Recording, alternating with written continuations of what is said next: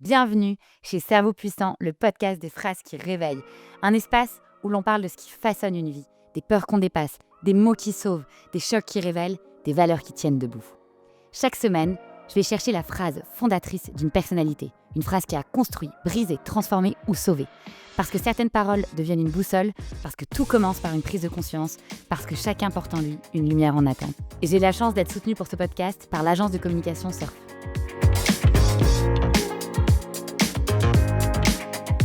Aujourd'hui, j'ai l'immense plaisir et honneur de recevoir Florence Servan-Schreiber. Vous êtes journaliste, conférencière et autrice. Vous êtes diplômée en psychologie transpersonnelle, en management du développement durable et en psychologie positive.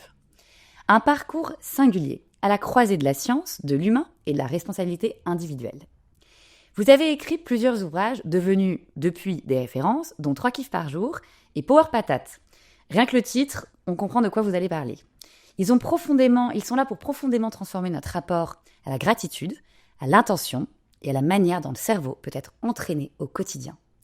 Vous êtes reconnue comme l'une des pionnières de la diffusion de la science du bonheur en France, non pas comme une promesse d'un état euphorique, mais comme un apprentissage rigoureux, accessible et profondément transformateur. Depuis plus de 20 ans, vous vous attachez à traduire des recherches scientifiques complexes en pratiques extrêmement concrètes, simples en apparence, mais puissantes dans leur effet. Votre travail se distingue, et vous allez nous l'expliquer, par cette exigence rare. Aujourd'hui, vous publiez un nouveau livre sous la forme d'une BD dans lequel vous explorez un moteur central de votre trajectoire, l'audace. Chiche, Tentons l'audace, publié aux éditions Le Duc, va interroger nos freins invisibles. Vous allez nuancer dans cette BD la différence entre courage et audace et les mécanismes intérieurs qui nous empêchent ou nous autorisent à élargir nos vies. J'aimerais que notre échange aujourd'hui parte des mots et des convictions qui vous guident pour aller vers le cerveau, l'attention, l'audace et cette question centrale, comment passer à l'action de manière juste, durable et profondément incarnée. Florence, bienvenue chez Cerveau Puissant. Merci Claire. Alors chez Cerveau Puissant, on commence toujours de la même manière, par une valeur, une citation, un adage qui vous guide et qui vous accompagne dans votre vie. Pouvez-vous nous la partager ? Il y a une phrase que j'aime beaucoup qui est d'André Gide et qui dit « Suis ta pente dès lors qu'elle va vers le haut ». Et je trouve qu'en effet, on peut glisser en arrière, puis on peut remonter, puis on peut reglisser un peu en arrière, puis on peut remonter. Nous avons tous une pente, une trajectoire d'évolution, parfois en croissance. Et donc, j'aime beaucoup cette idée d'aller vers le haut. C'est vrai que je ne la connaissais pas. Merci pour ce partage. Elle est très inspirante. Alors, vous aimez vous raconter qu'on peut muscler le cerveau. Est-ce que vous pouvez nous expliquer exactement en quoi ça consiste ? Et donc, finalement, c'est à la portée de tout le monde. Très accessible. Et donc, comment, en fait, on peut saisir cette occasion de muscler notre cerveau ? Ce qui va muscler un cerveau, en gros, ça va créer des nouvelles connexions neuronales. C'est plus qu'un muscle, ce sont des petits signaux électriques. Et en fait, ce sont nos comportements qui vont aider le cerveau à à s'y prendre autrement, à résoudre les équations un peu autrement. Ça veut dire que si, par exemple, vous mettez à faire de la course à pied, bon, ça c'est quelque chose que les gens font beaucoup, eh bien, au début, c'est très pénible, et puis petit à petit, c'est plus agréable, et de plus en plus agréable, non pas parce que c'est plus agréable pour le corps fait exactement la même chose, le cœur va battre, etc., mais parce que le cerveau admet que ça lui fait du bien. Donc ça, c'est pour des activités sportives, mais il y a aussi des activités intérieures qui vont nous aider. Vous avez parlé de 3 kiffs, donc un kiff, juste pour définir ce que ça n'est pas juste un plaisir, parce que un plaisir, en fait, ça s'en va, ça disparaît. Donc, on ne peut pas vraiment capitaliser dessus. Et le cerveau n'a rien à faire parce qu'il ressent, il y a une stimulation quelque part. Donc, juste, il enregistre que c'est sympa. Et puis, quand ça s'arrête, eh bien, ça s'est arrêté. Mais si jamais, justement, on a envie de lui apprendre à remarquer les choses qui sont formidables, eh bien, on va simplement ajouter un petit merci au plaisir. Et à partir du moment où on a ajouté ce merci, on a une petite connexion électrique qui fait qu'il sait. Et petit à petit, connexion après connexion après connexion, on a un nouveau canal qui nous rend capable de remarquer le meilleur quand il se présente. Très intéressant. Et alors justement, donc, 3 kiffs, c'est l'entraînement minimal qu'on devrait tous faire ? 3 kiffs par jour ? C'est l'entraînement démontré comme produisant exactement ce que je viens de vous décrire. Donc, ce n'est pas très sorcier. quand même, il faut savoir que pour pouvoir survivre, nous percevons le négatif, toujours. Et c'est tellement plus intéressant, et c'est tellement plus impactant. Et quand on voit des choses, il suffit d'ouvrir n'importe quelle radio, de lire n'importe quel fil d'information. Plus c'est horrible, plus ça nous stimule. Donc, on a vraiment besoin de consciemment décider, si ça n'est pas dans notre nature profonde, dans votre nature profonde, par exemple, la joie, le positif fait absolument partie de la manière dont vous allez lire le monde. Mais nous sommes complètement inégaux là-dessus. Donc, certaines personnes vont avoir besoin de travailler ça. Alors, appelons ça muscler. Comme ça, on comprend bien qu'il y a un exercice à fournir pour que ça devienne plus joli, mieux, et qu'on en profite mieux, en fait. Alors, vous l'avez dit, on est très différents les uns des autres, mais est-ce qu'on pourrait avoir une base de 3 kiffs communs à tous les êtres vivants, ou non, ça n'existe pas? Alors non, parce qu'un kiff, ça n'est pas... oui, par exemple, c'est pas la glace à la vanille. Ouais. Un kiff, c'est vraiment un instant. Par exemple, là, nous sommes toutes les deux dans une conversation, on est hyper concentrés. Merci. Moi, j'ai beaucoup de plaisir à faire ça, donc merci, c'est maintenant. C'est quelque chose qui est en train de se produire. Donc non, ce n'est pas un plaisir universel que tout le monde va retrouver. C'est dans votre expérience, là tout de suite maintenant. Est-ce qu'il y a quelque chose qui vous touche? C'est ça. C'est cette capacité-là qui est plus intéressante que de se dire ça fait du bien à tout le monde. Alors ce qui est drôle, c'est que moi je suis très croyante, j'en parle souvent. Et en fait, ce qui est vrai, c'est que moi je me lève tous les matins, quoi qu'il arrive, pour dire merci. Et je me couche le soir pour dire merci. Et donc en fait, indirectement sans le savoir, c'est vrai que je fais ces kiffs en fait.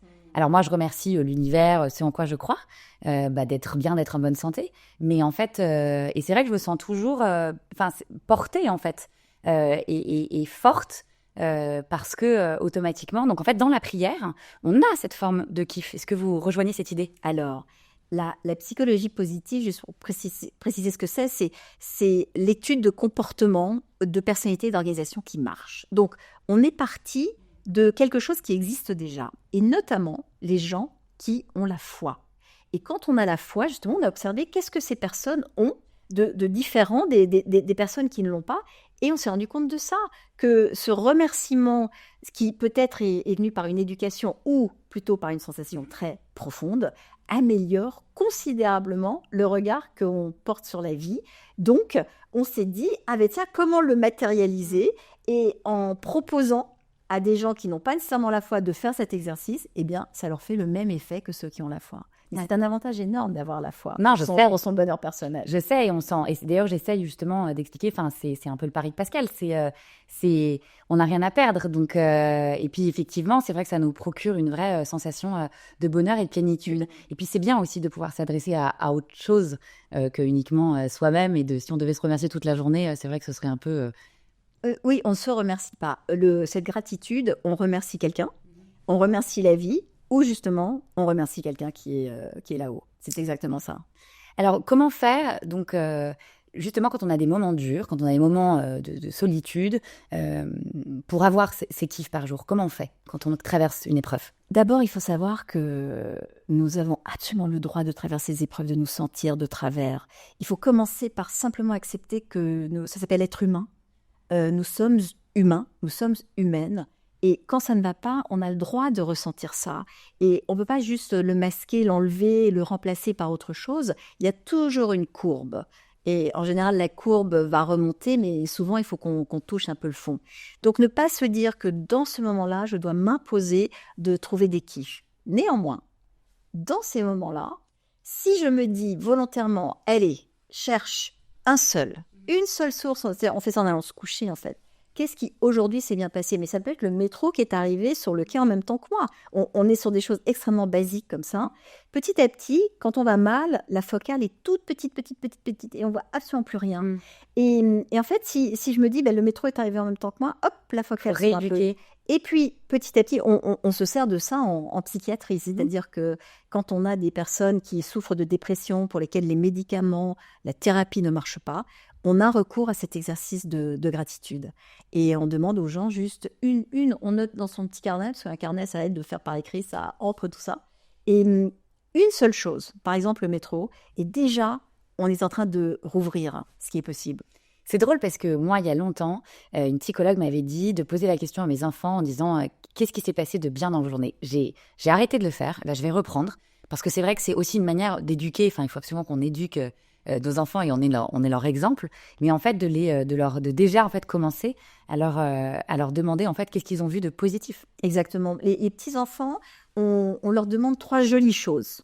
Ça suffit. Alors parfois, des parents me disent « Ah oui, oui, non, on fait ça à la maison. On demande ce qui s'est mal passé, puis on demande ce qui s'est bien passé. » Ce qui s'est mal passé, c'est une autre conversation qu'on peut avoir avec eux, mais c'est en les interrogeant sur ce qui s'est bien passé que vous contribuez au fait d'abord qu'ils dorment mieux, parce que si on fait ça le soir, le sommeil sera plus profond, ça marche avec nous aussi. Hein. Plutôt que de regarder son fil d'information à se coucher, on range ça. Et vraiment, on se demande quelles sont ces 3 choses. Les effets sont absolument démontrés. Et pourquoi ça s'appelle des kiffs? Quand j'ai découvert toutes ces informations sur la gratitude, mes enfants étaient adolescents.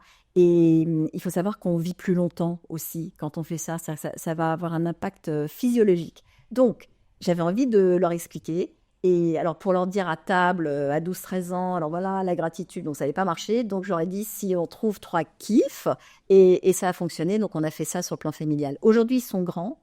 Et vraiment, j'ai des enfants qui savent se réjouir de la vie qu'ils ont et de qui ils sont. Et parfois, il leur arrive même de nous remercier d'être leurs parents. Donc, Waouh, ça c'est le Graal. Ça c'est le Graal, le rêve de tout parent. Ça n'est pas constant, mais de temps en temps, il y a des moments où ils en sont capables. Mais c'est vrai que même nous, en tant qu'enfants, on n'a pas toujours dit à nos parents, nous-mêmes, en fait, qu'on les remerciait d'être... On parlait tout à l'heure dans une autre conversation des dîners de Noël, où justement, ça provoque beaucoup d'émotions, d'énergie, ça peut un peu nous fatiguer émotionnellement. Et c'est vrai que, pareil, à nouveau dans la gratitude, souvent on ne reconnaît pas aussi, on considère que c'est acquis en fait nos parents ce qu'ils nous ont donné. Et c'est important aussi à eux de leur dire merci de m'avoir permis d'être qui je suis aujourd'hui. Je trouve Noël totalement incompatible avec la gratitude. Il se passe toujours tellement d'autres choses. C'est ce qu'on disait. Mais je vais vous confier quelque chose, c'est que donc cette gratitude a pris une telle place dans nos vies parce que vraiment ça a amélioré pour moi l'expérience d'être Florence. Je suis parisienne, je suis de 3e génération de parisienne, donc je critique tout. Et c'est ça en fait qui me fait vibrer. Et donc j'ai beaucoup étudié aux États-Unis et j'ai découvert ça là-bas où je me suis dit mais je peux aussi rajouter un peu de soleil en dehors de la critique. Et comme ça a fait une différence, j'ai commencé donc avec mes enfants, donc avec mon mari, on a fait ça. Et puis forcément, des copains qui venaient à la maison se sont retrouvés pris dans notre piège des kiffs à table. Et depuis maintenant 15 ans, j'organise une fois par an un dîner des merci, ça s'appelle comme ça, dîner de kiff. Et nous sommes 22 parce que ma table ne contient pas plus quand j'ai mis absolument toutes les rallonges. Et ce soir-là, la seule chose que nous faisons, bon, d'abord on mange, on boit trop, etc. Mais surtout, on fait un tour de cette table pour que chacun exprime ses 3 kiffs de l'année. C'est mieux qu'une série Netflix. Évidemment. Parce qu'on retrouve les mêmes personnages, pas exactement. C'est une famille choisie, vraiment. Donc, c'est pas Noël, hein, ce sont des gens que nous choisissons mutuellement. Et personne ne ratera cette soirée-là. Ça nous donne, en fait, c'est avant Noël, comme ça on peut supporter Noël après. Mais c'est absolument, vraiment, c'est magique. J'ai pas d'autres mots. C'est magique. J'adore cette idée. Je vais essayer de faire la même chose parce que c'est vrai que ça donne vraiment envie. Après, qu'est-ce que vous dites, par exemple, si quelqu'un dit oui, enfin bon, c'est sympa, dans la critique, donc c'est moi qui vais faire la parisienne, là, bien sûr. Et vous dire, oui, enfin bon, c'est gentil tout ça, mais en fait, en vrai, c'est pas un peu neuneux, 3 kiffs par jour avec les copains autour d'une table. Qu'est-ce que vous pouvez répondre à ça? Mais c'est tellement anti-neuneux. Alors, ce que je vais répondre à ça, c'est que, évidemment, le réflexe que nous avons immédiatement, c'est de dire ça, c'est de dire c'est cucu, c'est neuneux, ça. D'abord, tout ce que je vous raconte a été démontré dans des laboratoires. Donc, c'est ça qui est aussi intéressant, c'est de se dire, OK, j'ai l'information. Qu'est-ce que j'en fais? Je déclare qu'elle est neuneu ou j'essaye? Et en fait, dans tout ce que nous faisons et dans tout ce que nous critiquons, c'est toujours la même chose. Est-ce que juste je donne mon avis? Alors, il faut savoir aussi que dans notre pays, il y a un truc, c'est qu'on a le sentiment que si on ne critique pas, on n'a pas l'air intelligent. Nous venons d'une énorme lignée d'intellectuels. Et c'est vraiment notre truc, c'est que si jamais les Américains, par exemple, ils disent toujours « Oh, great !» Donc, Wonderful, amazing. Voilà, wonderful, amazing, ils ont dit franchement. Parce que c'est pas notre culture. Mais en attendant, il y a des choses great, justement, et amazing. Et sans en arriver là, je propose vraiment qu'on essaye. juste d'essayer. C'est ce que j'ai fait en fait. J'étais très récalcitrante, j'ai dit qu'est-ce que c'est que ça? Mais j'ai essayé, je me suis dit, tiens, ça a bon goût cette affaire. Donc on essaye. Mais moi, vous prêchez une convaincue. Hein. Oui, je Pas sais, ça mais du tout. je dis ça Mais- pour les gens qui sont critiques et c'est tout à fait normal de l'être. Mais essayons avant de... Bien sûr, avant de critiquer. Mmh. Vous avez bien raison. Alors, on va évidemment parler d'audace, que c'est aussi le sujet du jour. Est-ce que l'audace, c'est un super pouvoir? L'audace, c'est un contre-pouvoir contre le désespoir. C'est-à-dire que c'est un super pouvoir dans la mesure où vraiment ça procure parmi les plus belles sensations. Vous voulez que je vous dise ce que je vois derrière l'audace? S'il vous plaît. C'est quelque chose, c'est un élan que nous allons appliquer qui est complètement, le terme que j'utilise, c'est auto-infligé. C'est-à-dire que personne, il y a des choses que nous faisons, que vous faites, personne ne vous a demandé de faire ça. Personne ne vous a obligé à faire ça. Aucune circonstance ne vous a poussé vers ça. Vous décidez, je vais faire un podcast. Et qui vous a dit ça? Qui vous a obligé? Absolument personne. Or, ça demande énormément d'efforts, ça demande de l'organisation, ça demande de la réflexion, ça demande un investissement énorme. C'est audacieux. Et le bénéfice de ça, c'est vous qui le connaissez. Vous êtes la seule à savoir quel est le résultat intérieur que ça vous procure. Et tant que ça vous procurera ce résultat, vous continuerez.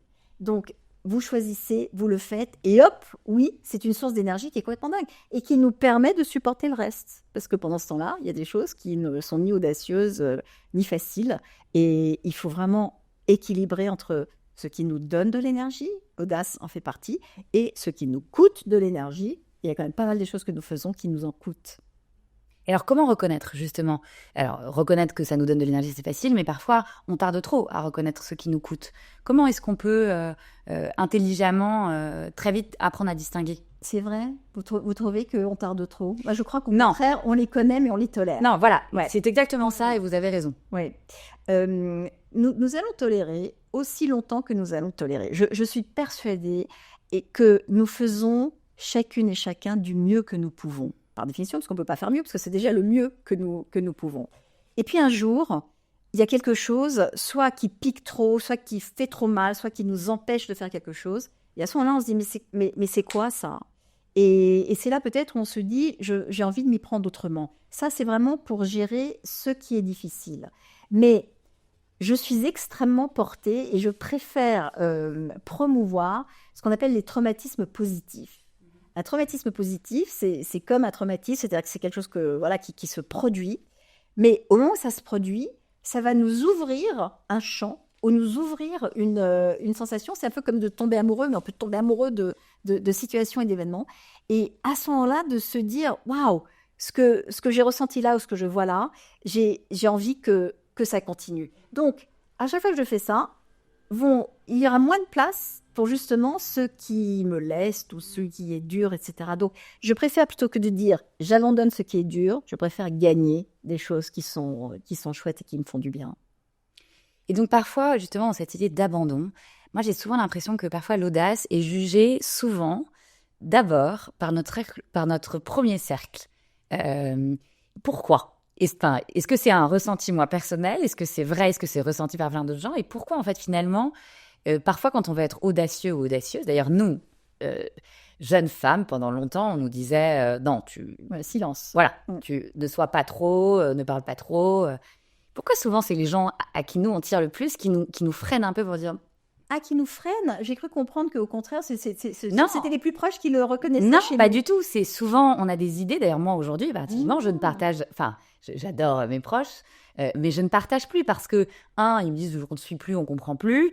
Et puis, souvent, je ne sais pas, il y a comme cette sorte, mais c'est plutôt de protection, ou de non, mais tu n'as pas le temps, il faut qu'elle soit là-dessus, pourquoi tu veux aller là? Et moi, j'ai ce ressenti, à chaque fois que j'ai des idées qui me paraissent lumineuses, je suis portée par des gens qui ne me connaissent pas et qui me disent super, c'est brillant, et plus challengée par mes proches que j'aime. Parce que vous avez trouvé la clé. C'est-à-dire, là aussi, il y a des études géniales qui démontrent que quand on regarde quelqu'un en se disant que, en gros, quand on nous regarde comme si nous étions formidables, on se sent formidable. Et quand on nous regarde comme si on était minable, eh bien, on se sent minable. Et dans un monde idéal, nos proches, nos profs, nos conjoints, nos parents, nos enfants, nos collègues, tous ces gens qui sont très proches, nous regarderaient comme quelqu'un de formidable et à ce moment-là, l'essor serait fantastique. Sauf que ils ont leurs propres angoisses, ils ont leur propre incapacité aussi à faire ce que vous faites. Donc ils se disent, mais c'est terrifiant ce qu'elle fait, ou ça ne peut pas marcher, mais c'est une projection de leur part. Donc, ce qu'on recommande dans ces cas-là, c'est de trouver des gens dans notre environnement qui nous voient plus grandes que nous ne sommes. Et à ce moment-là, c'est à ces gens-là qu'on va raconter ce qu'on a envie de faire. Et eux nous disent, mais oui, c'est génial parce qu'on a besoin de ce miroir. Nous sommes incapables de travailler sans miroir humain, c'est-à-dire sans quelqu'un qui nous regarde. Donc, on peut sélectionner pour des choses en particulier. Et je sais très bien, par exemple, dans ma famille, qui va me dire, je sais pas, voilà, ou qui va me dire, évidemment, Flo, fais-le. Et donc, là aussi, on peut s'organiser. Et c'est pas juste pour qu'on nous trouve génial, c'est parce qu'on a besoin qu'un regard nous dise, c'est possible. Donc ça aussi, ça s'organise en fait. Non, c'est vrai qu'on recommande, moi je recommande toujours évidemment bien s'entourer. Et vous avez raison, il faut toujours avoir un ami, une amie, un collègue, quelqu'un dans son entourage. C'est hyper important de l'identifier. Et c'est pas grave si c'est pas quelqu'un du premier réseau, si c'est pas l'amoureux, si c'est pas le père ou la mère. Ça n'a aucune espèce d'importance. En fait, il n'y a pas de trahison familiale à choisir des gens qu'on connaît moins bien. Et en fait, on les voit parce qu'on sait qu'ils vont nous aider. Mais j'ai un petit conseil quand même. Si on n'est pas encore en situation amoureuse, quand même choisir quelqu'un qui nous voit plus grande que nous sommes. Voilà, si on a le choix, c'est sûr. Voilà, à choisir, c'est mieux. À choisir, c'est mieux. Mais c'est pas toujours le cas, et c'est OK. Non, mais c'est vrai que ça change le quotidien, bien sûr, et la trajectoire professionnelle et personnelle, d'avoir à nos côtés un compagnon ou une compagne qui nous tire vers le haut, évidemment. Oui, mais aussi, on peut pas éliminer les gens.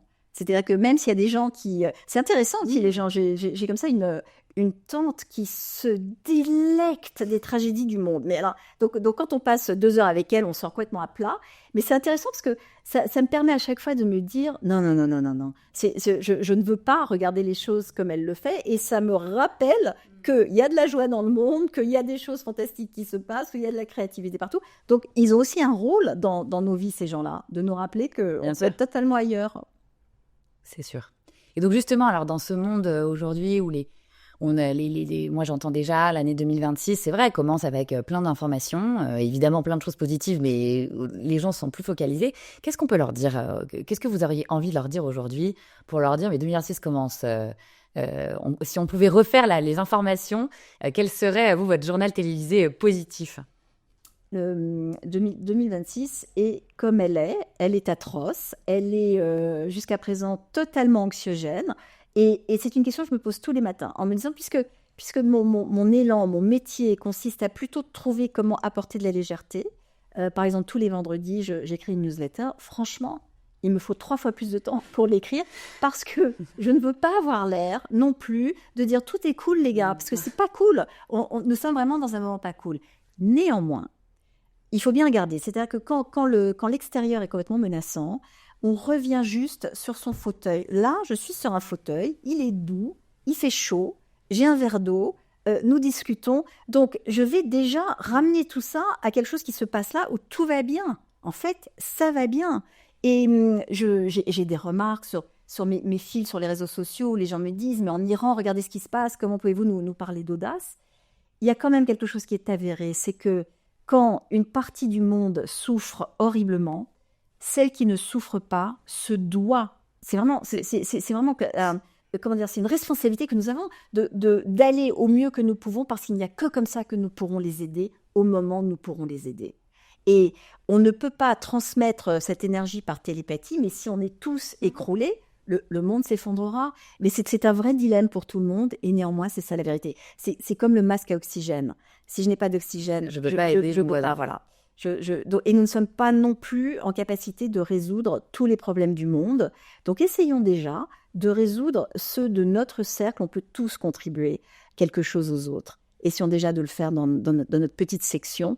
Déjà, comment dire, ça fait honneur à ceux qui souffrent. Mais bien sûr. Voilà. Et puis vous avez raison, quand on se compare au reste du monde, on est dans une démocratie so far, on est libre, on a la santé qui nous est accessible, peu importe les jugements qu'on peut y porter, on a l'éducation qui est offerte à nos enfants. Enfin, je veux dire, ça fait quand même déjà un paquet de choses par rapport aux autres. Donc là, vous avez raison, c'est que de nous larmoyer sur ce qui se passe ne changera rien à l'État.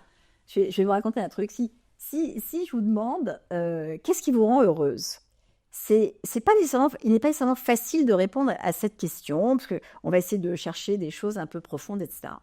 Et si je vous demande qu'est-ce que vous êtes heureuse de ne pas, et à ce moment-là, de dire je suis heureuse de ne pas vivre en Iran, je suis heureuse de ne pas être malade, je suis heureuse de... Enfin, il y a plein de choses dans le monde que je suis heureuse de ne pas. Tout à coup, on se dit, mais je suis hyper heureuse. Non, mais c'est vrai que c'est une très bonne manière de voir les choses. C'est en tout cas, si jamais on a du mal à trouver, c'est une excellente façon de le faire.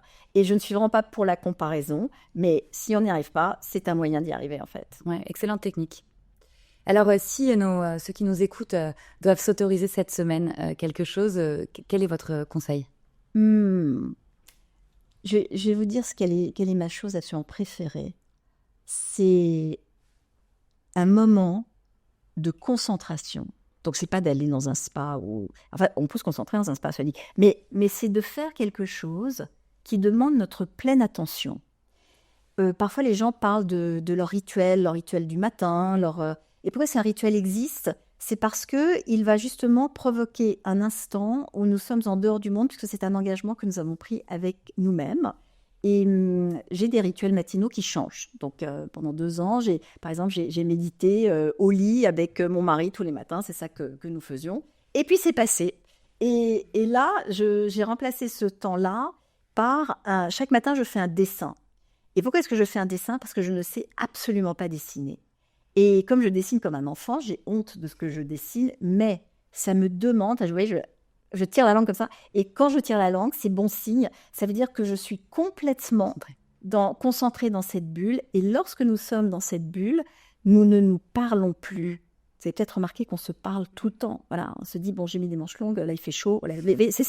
C'est des choses comme ça qui sont absolument constantes et qui consument notre énergie.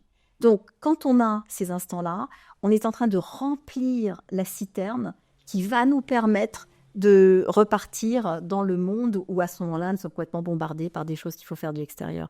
Donc, c'est ça mon conseil pour cette semaine, mais aussi pour la suivante, et aussi pour la suivante, et aussi pour ce week-end.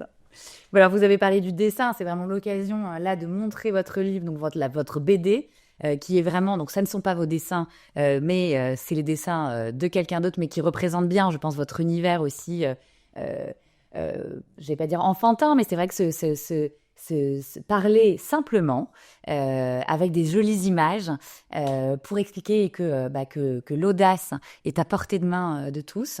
Si je comprends bien, Chiche, c'est votre alter ego qui vous représente bien maintenant qu'on vous a écouté. Pourquoi pas Chiche, pourquoi pas, en fait, c'est un peu ça l'idée. Oui, alors comme j'avais envie de parler d'audace, l'audace, c'est comme la beauté. En fait, on ne dit pas « je suis belle ». Ça ne se fait pas du tout dans notre culture. Et donc, on ne dit pas non plus « je suis audacieuse ». En fait, c'est vraiment, c'est pas celle qui dit qui est. Vous savez, il y a des choses là qui ne se font pas. Donc, comme ça ne se fait pas, et comme pour reconnaître que nous sommes belles, reconnaître que nous sommes... audacieuse. Il y a plein de choses comme ça qu'on a besoin de reconnaître de soi. J'ai choisi de sortir l'audace et de la mettre à côté de moi. Comme ça, c'est elle qui me parle ou c'est moi qui lui parle. Mais ce n'est pas moi qui suis en train de dire « je suis audacieuse ». Donc, en fait, je la crois parce que c'est elle qui me raconte cette histoire. Et pour nos qualités, pour nos désirs, pour les choses vraiment les plus profondes que nous avons envie de faire, je recommande cette technique qui est de se dire « ok, je mets par exemple ma créativité à côté de moi ».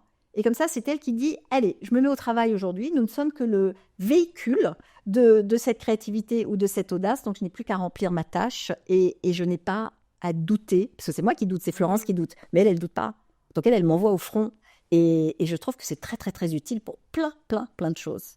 C'est sûr. Non, mais surtout, ce qui est drôle, c'est que moi, souvent, quand je fais aussi les conférences, je dis n'attendez pas d'être prêt pour commencer. Et en fait, est-ce que c'est pas aussi un peu ça, l'audace ?